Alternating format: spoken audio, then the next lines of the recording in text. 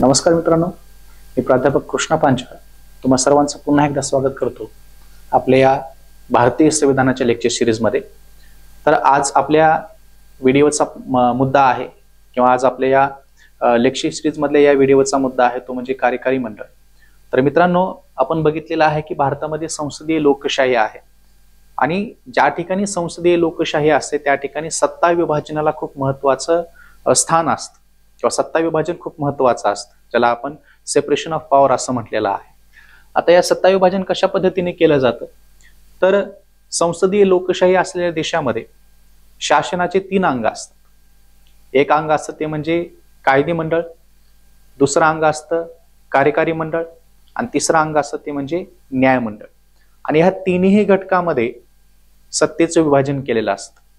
जसं एक कायदे मंडळ आहे, जसं आपण भारताचा जर विचार केला तर भारतामध्ये कायदे मंडळ आहे ज्याला संसद असं म्हटलं जातं, कार्यकारी मंडळ आहे आणि न्यायमंडळ आहे। कायदे मंडळामध्ये लोकसभा, राज्यसभा आणि राष्ट्रपती या तिघांचा समावेश होत असतो आणि या तिघांचं कार्य काय आहे तर देशामध्ये कायदा बनवणे हे कायदे मंडळाचं काम आहे। कार्यकारी मंडळामध्ये परत राष्ट्रपती, पंतप्रधान आणि मंत्रिमंडळ या तिघांचा समावेश होत असतो आणि कार्यकारी मंडळाचं कार्य आहे कायदे मंडळाने बनवलेला कायदा लोकांपर्यंत पोहोचण्याचं काम, म्हणजे कायद्याची अंमलबजावणी करायचं काम हे कार्यकारी मंडळाचं आहे। आणि तिसरं अंग आहे ते म्हणजे न्यायमंडळ, की ज्याच्यामध्ये सर्वोच्च न्यायालय, उच्च न्यायालय आणि कनिष्ठ न्यायालय यांचा समावेश होतो, की ज्यांचं कार्य आहे ते म्हणजे संसदेने बनवलेला कायदा हे संविधानाच्या चौकटीमध्ये आहे का नाही हे तपासण्याचं कार्य त्यांचं आहे, कायद्याचा अर्थ लावायचं कार्य त्यांचं आहे आणि न्यायदान करायचं कार्य न्यायमंडळाचं आहे। म्हणजे अशा पद्धतीने शासनाचे 3 अंग असतात। एक अंग असतं ते म्हणजे कायदे मंडळ, दुसरं अंग असतं कार्यकारी मंडळ आणि तिसरं अंग असतं न्यायमंडळ। मग ह्या तिन्ही अंगाचा आपल्याला अभ्यास करायचा आहे, की दुसऱ्या प्रकरणामध्ये तुम्ही बघू शकता की कायदे मंडळ आहे, कार्यकारी मंडळ आहे आणि न्यायमंडळ आहे। आता कायदे मंडळामध्ये तुम्ही लोकसभा, राज्यसभा आणि राष्ट्रपती या तिघांचा अभ्यास करणार आहात आणि कार्यकारी मंडळामध्ये आपण पंतप्रधान आणि मंत्रिमंडळ यांचा अभ्यास करणार आहोत। तर न्यायमंडळामध्ये सर्वोच्च न्यायालय, न्यायालयीन सक्रियता आणि न्यायालयीन पुनर्विलोकन या संकल्पनांचा अभ्यास आपण करणार आहोत। तर आजच्या व्हिडिओमध्ये आपल्याला कार्यकारी मंडळातील पंतप्रधान या मुद्द्यांचा अभ्यास करायचा आहे। तर आपण बघूयात की भारतीय राज्यघटनेने घालून दिलेल्या संसदीय प्रणालीनुसार राष्ट्रपती आणि पंतप्रधान एक प्रमुख पद असतात, की ज्यापैकी राष्ट्रपती पद हे नामधारी पद असतं, म्हणजे राष्ट्रपतीच्या नावाने संपूर्ण देशाचा कारभार केला जातो। तर पंतप्रधान पद हे वास्तविक प्रमुख असतं किंवा वास्तविक पद असतं, की संपूर्ण कारभार हा प्रत्यक्षामध्ये पंतप्रधान करत असतो। त्याचबरोबर राष्ट्रपतींना राष्ट्रप्रमुख असं म्हटलं जातं, तर पंतप्रधानांना शासनाचा प्रमुख असं म्हटलं जातं। म्हणजे भारतामध्ये 2 प्रमुख आहेत, एक आहेत ते म्हणजे राष्ट्रपती आणि दुसरे आहेत ते म्हणजे पंतप्रधान। राष्ट्रपती हे नामधारी प्रमुख आहेत, म्हणजे संपूर्ण देशाचा जो काही कारभार केला जातो तो कारभार हा राष्ट्रपतीच्या नावाने केला जातो। राष्ट्रपतींना अधिकार आहेत, परंतु त्या अधिकाराचा प्रत्यक्षामध्ये वापर करायचं काम हे पंतप्रधान करत असतात, त्यामुळे पंतप्रधानांना वास्तविक प्रमुख असं म्हटलं जातं। दुसऱ्या शब्दामध्ये सांगायचं झालं तर राष्ट्रपती हे राष्ट्रप्रमुख आहेत, म्हणजे देशाचे प्रमुख हे राष्ट्रपती आहेत, तर शासनाचे प्रमुख हे पंतप्रधान असतात, जे वास्तविक प्रमुख आहेत, प्रत्यक्ष कारभार हे पंतप्रधान करत असतात। तर पंतप्रधानाची नियुक्ती कशा पद्धतीने केली जाते, तर भारतीय राज्यघटनेमध्ये पंतप्रधानाच्या नियुक्तीबद्दल विशिष्ट अशी कुठली प्रक्रिया सांगितलेली नाही, परंतु कलम 75 मध्ये असं म्हटलेलं आहे की भारताचे राष्ट्रपती पंतप्रधानाची नियुक्ती करतील असं सांगितलेलं आहे। म्हणजे भारतीय राज्यघटना काही विशिष्ट अशी प्रक्रिया पंतप्रधानाच्या निवडीची सांगत नाही, परंतु कलम 75 सांगतं की भारतामध्ये पंतप्रधानाची नियुक्ती ही राष्ट्रपती करतील। तरी परंतु संसदीय शासन प्रणालीमध्ये लोकसभेची सार्वत्रिक निवडणूक झाल्यानंतर लोकसभेमध्ये ज्या पक्षाला किंवा ज्या पक्षांच्या युतीला बहुमत प्राप्त झालेलं आहे त्या पक्षाच्या नेत्याला राष्ट्रपती हे पंतप्रधान म्हणून नियुक्त करत असतात. अशा पद्धतीने लोकशाहीमध्ये पंतप्रधानाच्या निवडीची प्रक्रिया आहे. परंतु बऱ्याच वेळेस असं होतं की कुठल्याच राजकीय पक्षाला स्पष्ट बहुमत लोकसभेमध्ये मिळत नाही. अशा वेळेस राष्ट्रपतींना अधिकार आहे, म्हणजे राष्ट्रपती स्वविवेकाधिकाराचा वापर करून लोकसभेमध्ये कुठल्याही राजकीय पक्षाच्या नेत्याला पंतप्रधान म्हणून नियुक्त करू शकतात. परंतु त्या नेत्याला 1 महिन्याच्या आतमध्ये आपलं लोकसभेमधील बहुमत हे सिद्ध करावं लागतं. त्याचबरोबर एक असा नियम आहे की पंतप्रधान म्हणून नियुक्त केलेला व्यक्ती हा संसदेचा सदस्य असावाच लागतो. म्हणजे तो लोकसभेचा सदस्य असावा लागतो किंवा राज्यसभेचा सदस्य असावा लागतो. म्हणजे संसदेचा सदस्य असलेला व्यक्तीच पंतप्रधानपदी नियुक्त केला जाऊ शकतो. परंतु जर समजा राष्ट्रपतीने संसदेचा सदस्य नसलेल्या व्यक्तीला पंतप्रधान म्हणून नियुक्त केलं, तर भारतीय राज्यघटना असं सांगते की जर समजा संसदेचा सदस्य नसलेला व्यक्ती पंतप्रधानपदी नियुक्त केलेला असेल तर त्या व्यक्तीला येणाऱ्या 6 महिन्यामध्ये संसदेचं सदस्यत्व प्राप्त करावं लागतं आणि त्याचं पंतप्रधान पद हे शाबूत राहतं. म्हणजे सर्वसामान्यपणे सांगायची गोष्ट अशी आहे की भारतामध्ये पंतप्रधान म्हणून एखाद्या व्यक्तीला नियुक्त करायचा असेल तर तो व्यक्ती ज्या राजकीय पक्षाचा आहे त्या राजकीय पक्षाचं लोकसभेमध्ये बहुमत असावं लागतं. जोपर्यंत लोकसभेमध्ये त्याचं बहुमत आहे तोपर्यंत तो आपल्या पदावर राहू शकतो आणि अशा प्रकारे भारतामध्ये पंतप्रधानाची नियुक्ती केली जाते. पुढचा मुद्दा आहे तो म्हणजे पंतप्रधानाची शपथ आणि कार्यकाळ. तर पंतप्रधानाचे पद ग्रहण करण्यापूर्वी राष्ट्रपती त्याला पदाची व गुप्ततेची शपथ देतो. म्हणजे एखाद्या व्यक्तीला पंतप्रधान म्हणून नियुक्त केल्यानंतर त्याला भारतीय संविधानाची शपथ घ्यावी लागते आणि शपथ देण्याचं काम हे राष्ट्रपती करत असतात. पंतप्रधानाचा निश्चित असा कार्यकाल भारतीय संविधानामध्ये सांगितलेला नाही, परंतु राष्ट्रपतीची या मर्जीनुसार तो आपल्या पदावर राहू शकतो. म्हणजे जोपर्यंत राष्ट्रपतीची मर्जी आहे तोपर्यंत आपल्या तो पदावर राहू शकतो. असा जरी आपण त्याचा अर्थ केला तरी प्रत्यक्षामध्ये तसं होत नाही. जोपर्यंत लोकसभेमध्ये त्या पंतप्रधानाच्या राजकीय पक्षाचं बहुमत आहे तोपर्यंत पंतप्रधान हा आपल्या पदावर राहू शकतो. त्याचबरोबर पंतप्रधान स्वतःहून आपल्या पदाचा राजीनामाही देऊ शकतो किंवा लोकसभेमध्ये पंतप्रधानाच्या विरोधामध्ये किंवा त्यांच्या सरकारच्या विरोधामध्ये अविश्वास ठराव मांडून सुद्धा त्यांना पदावरून दूर करता येऊ शकतं आणि अशा प्रकारे हा पंतप्रधानाचा कार्यकाल असतो. परंतु सर्वसामान्यपणे पंतप्रधान हा लोकसभेचा सदस्य असेल तर लोकसभेचा कार्यकाल हा 5 वर्षाचा असतो. लोकसभेच्या सदस्याचा कार्यकाल हा 5 वर्षाचा असतो आणि 5 वर्ष पूर्ण झाल्यानंतर त्याचं सदस्यत्व हे रद्द होत असतं आणि त्यामुळे तो व्यक्ती जर पंतप्रधान असेल तर तो 5 वर्षच त्या ठिकाणी कार्य करू शकतो जोपर्यंत तो लोकसभेचा किंवा लोकसभेचा सदस्य आहे किंवा लोकसभा जोपर्यंत आहे तोपर्यंत तो आपल्या पदावर कार्य करू शकतो आणि अशा प्रकारे हे पंतप्रधानाचा कार्यकाल आहे आणि शपथ आहे. पुढचा मुद्दा आहे ते म्हणजे पंतप्रधानाचे कार्य आणि अधिकार.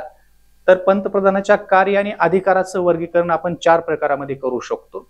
एक ते म्हणजे पंतप्रधानाचे मंत्रिमंडळासंबंधीचे अधिकार, दुसरा आहे पंतप्रधानाचे राष्ट्रपती संबंधी अधिकार, तिसरा आहे पंतप्रधानाचे संसदे संबंधी अधिकार आणि चौथा आहे ते म्हणजे पंतप्रधानाचे इतर अधिकार. तर हे 4ही अधिकारांचा आपण टप्प्याटप्प्याने अभ्यास करूयात. तर पहिला मुद्दा आपण बघूयात यामध्ये तो म्हणजे भारतीय पंतप्रधानाचे मंत्रिमंडळासंबंधी अधिकार. तर मित्रांनो, आता जसं मी तुम्हाला सांगितलं की लोकसभेची सार्वत्रिक निवडणूक झाल्यानंतर लोकसभेमध्ये ज्या राजकीय पक्षाला स्पष्ट बहुमत मिळालेलं आहे त्या राजकीय पक्षाच्या नेत्याला राष्ट्रपती हे पंतप्रधान म्हणून नियुक्त करतात आणि पंतप्रधान म्हणून नियुक्त झाल्यानंतर पंतप्रधानाचं पहिलं कार्य काय असतं तर आपल्या शासनामध्ये कोणाला मंत्री करायचं आहे पंतप्रधान ठरवू शकतो. म्हणजे पंतप्रधानाच्या शिफारसीने राष्ट्रपती हे मंत्र्यांची नियुक्ती करत असतात.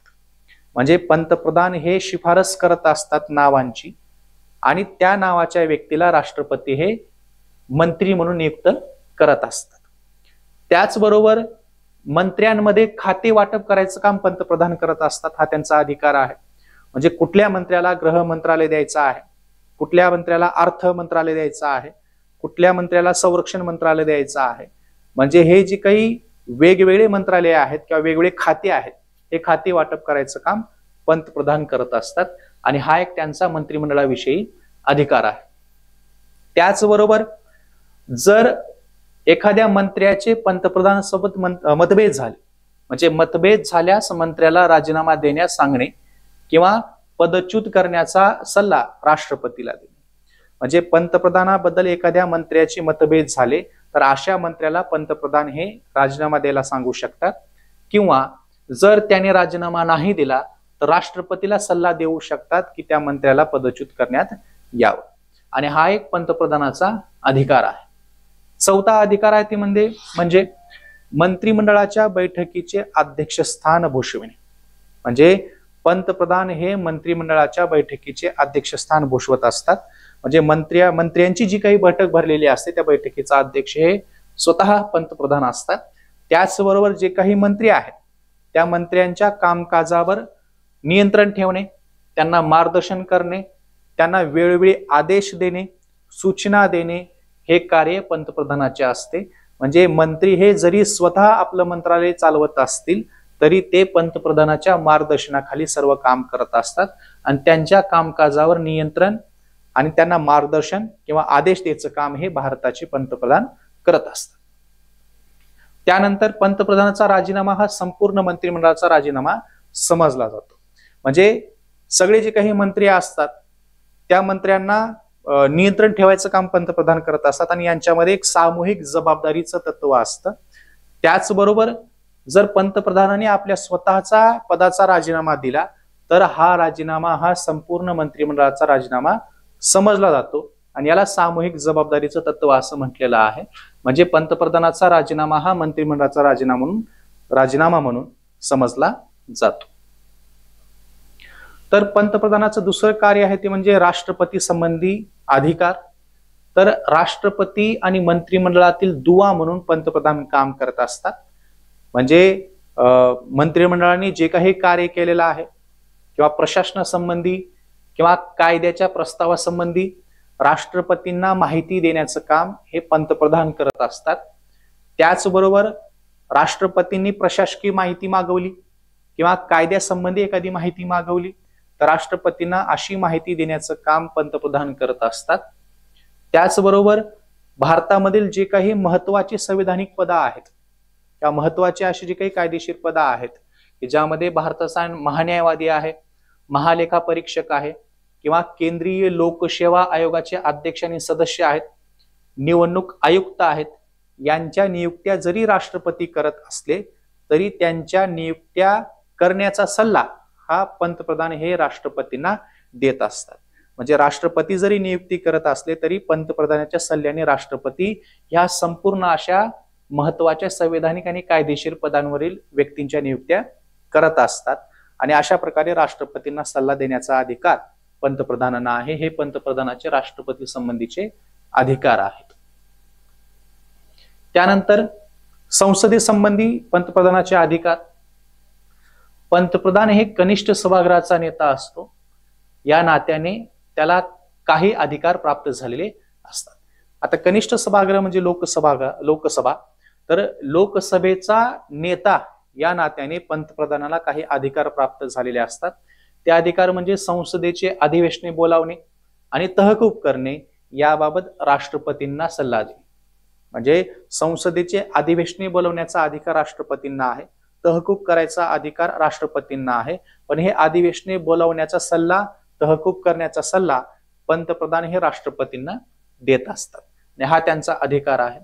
त्याचबरोबर लोकसभा विसर्जित करण्याचा सल्ला सुद्धा पंतप्रधान राष्ट्रपतींना देऊ शकतात. पंतप्रधानाच्या सल्ल्यानेच राष्ट्रपती लोकसभा विसर्जित करीत असतात आणि हा एक पंतप्रधानाचा अधिकार आहे. त्याचबरोबर तो संसदेमध्ये सरकारी धोरणांची घोषणा करीत असतो. म्हणजे पंतप्रधान हे आपल्या सरकारचे काय धोरणे आहेत किंवा आपण काय नवीन धोरणे आणलेली आहेत याच्या घोषणा पंतप्रधान हा संसदेमध्ये संसदेचा किंवा लोकसभेचा नेता किंवा सरकारचा प्रतिनिधी म्हणून पंतप्रधान करत असतात. तर शेवटचा अधिकार आहे तो म्हणजे नीती आयोग, राष्ट्रीय विकास परिषद, राष्ट्रीय एकात्मता परिषद, आंतरराज्यीय परिषद यांचा अध्यक्ष म्हणून पंतप्रधान कार्य करत असतात. त्याचबरोबर देशाचं जे काही परराष्ट्र धोरण आहे, म्हणजे कुठल्या देशासोबत आपले कसे संबंध असावेत, कुठल्या देशासोबत मित्रत्व असावं किंवा कुठल्या देशासोबत राजनैतिक संबंध दृढ करायचे आहेत, कुठल्या देशासोबत व्यापारी संबंध दृढ करायचे आहेत, हे जे काही परराष्ट्र धोरण आहे, हे परराष्ट्र धोरण ठरविण्यामध्ये पंतप्रधानाची भूमिका खूप महत्वाची असते. आणि हा एक त्यांचा अधिकार आहे, म्हणजे परराष्ट्र धोरणाला दिशा देण्याचं काम हे पंतप्रधान करत असतात. त्याचबरोबर आपत्कालीन परिस्थितीत राजकीय स्तरावर तो आणीबाणी व्यवस्थापनाचा प्रमुख असतो. म्हणजे ज्यावेळेस देशामध्ये आपत्कालीन परिस्थिती निर्माण होत असते, अशा वेळेस ही परिस्थिती हाताळण्यामध्ये किंवा हाताळण्याचं व्यवस्थापन जे काही केलं जातं, त्या व्यवस्थापनाचा प्रमुख हा पंतप्रधान असतो. म्हणजे देशावर आलेलं संकट दूर करण्यामध्ये जे काही व्यवस्थापन केलं जातं, जी काही व्यवस्था उभी केली जाते, त्या व्यवस्थेला मार्गदर्शन करायचं काम हे पंतप्रधान करत असतात. आणि त्याचबरोबर सत्तारूढ पक्षाचा तो नेता असतो. म्हणजे ज्या पक्षाची देशामध्ये सत्ता असते त्या पक्षाचा नेता म्हणून पंतप्रधान काम करत असतो. आणि हे पंतप्रधानाचे 4 अधिकार आहेत आणि कार्य आहेत. तर मित्रांनो, या ठिकाणी शेवटचा मुद्दा आपला असा आहे तो म्हणजे पंतप्रधानाची भूमिका. म्हणजे संसदीय लोकशाहीमध्ये किंवा भारतीय शासन व्यवस्थेमध्ये पंतप्रधानाचं स्थान काय आहे याच्या संबंधी अनेक विचारवंतांनी आपले विचार सांगितलेले आहेत. आणि त्या विचारवंतांच्या विचारातून आपल्याला पंतप्रधानाचं महत्व संसदीय लोकशाहीमध्ये किंवा भारतीय संसदीय लोकशाहीमध्ये किती आहे किंवा कसं आहे हे लक्षामध्ये येऊ शकतं. तर वेगवेगळ्या विचारवंताची मतं आपण या ठिकाणी बघूयात. तर लॉर्ड मॉर्ली काय म्हणतात, तर मंत्रिमंडळ रूपी कमानीची आधारभूत शिळा आहे. शिळा म्हणजे जो काही महत्वपूर्ण असा जो काही पाया म्हणजे दगड असतो, तो दगड म्हणजे पंतप्रधान आहे. म्हणजे एकंदरीत कमानीला उभं करण्याची जी काही ताकद दगडामध्ये असते, ती ताकद भारतीय पंतप्रधानामध्ये आहे. जर तो दगड बाजूला सरला तर संपूर्ण कमान ही काय होते, ढासळत असते. आणि त्यामुळे लॉर्ड मॉर्ले हे म्हणतात की मंत्रिमंडळ रूपी कमानीची आधारभूत शिळा म्हणजे पंतप्रधान आहे. तर जेनिंग या विचारवंताचा असा मत आहे की ग्रह ज्याच्या भोवती फिरतात असा हा सूर्य आहे. म्हणजे पंतप्रधान म्हणजे असा सूर्य आहे की ज्याच्या भोवती बाकीचे सर्व जी काही संसदीय व्यवस्था आहे ती संसदीय व्यवस्था फिरत असते. इतकं हे महत्वाचं असं केंद्रस्थानी असलेलं स्थान पंतप्रधानाचं आहे, असं जेनिंग या विचारवंताचं मत आहे. तर ग्रीव्हज हा विचारवंत म्हणतो सरकार हे देशाचे स्वामी आहे आणि पंतप्रधान सरकारचा स्वामी आहे. म्हणजे देशाचा स्वामी कोण आहे तर सरकार आहे, पण सरकारचा स्वामी कोण आहे तर पंतप्रधान आहे. म्हणजे इतकं पंतप्रधानाचं पद हे महत्वाचं असतं असं ग्रीव्हज हा विचारवंत म्हणतो. तर मनरो हा विचारवंत म्हणतो तर पंतप्रधान हा राज्याच्या नौकेचा कप्तान आहे. म्हणजे राज्यरूपी जी काही नौका आहे म्हणजे जहाज जी आहे या जहाजाचा कप्तान म्हणजे पंतप्रधान आहे. जर जहाजाला योग्य दिशा देण्याचं काम कप्तान करत असतो, जर कप्तान नसेल तर जहाज भरकटतं. म्हणजे एकंदरीत अशा प्रकारे त्याने एक वर्णन केलेलं आहे की पंतप्रधान हा राज्याच्या नौकेचा कप्तान आहे. तर रॅमसी मूर हा विचारवंत काय म्हणतो की पंतप्रधान हा राज्याच्या नौकेचे सुकाणू चालवणारा खलासी आहे. म्हणजे एकंदरीत काय आहे तर पंतप्रधान कोण आहे की जी काही नाव आहे, राज्यरूपी नाव जी आहे ती नाव हाकणारा खलासी म्हणजे पंतप्रधान आहे. जर खलासीच नसेल तर नाव व्यवस्थित चालत नाही. असं पंतप्रधानाचं पद एक महत्वाचं पद आहे. म्हणजे संपूर्ण देश चालवण्यामध्ये पंतप्रधानाची भूमिका खूप महत्वाची असते. जसं जहाजाचा कप्तान पंतप्रधान असतो, जसं सूर्यमालेमध्ये सूर्याचं स्थान जे आहे ते पंतप्रधानाचं स्थान आहे, तसं जहाज चालवणारा जो काही खलासी असतो इतकं महत्वाचं स्थान असं पंतप्रधानाचं आहे. आणि अशा प्रकारे ही पंतप्रधान हा देश चालवण्यासाठी महत्वाची भूमिका बजावत असतात असे हे विचारवंताचे मत आहे. तर मित्रांनो, आजच्या व्हिडिओमध्ये आपण पंतप्रधानाबद्दल माहिती बघितली. धन्यवाद.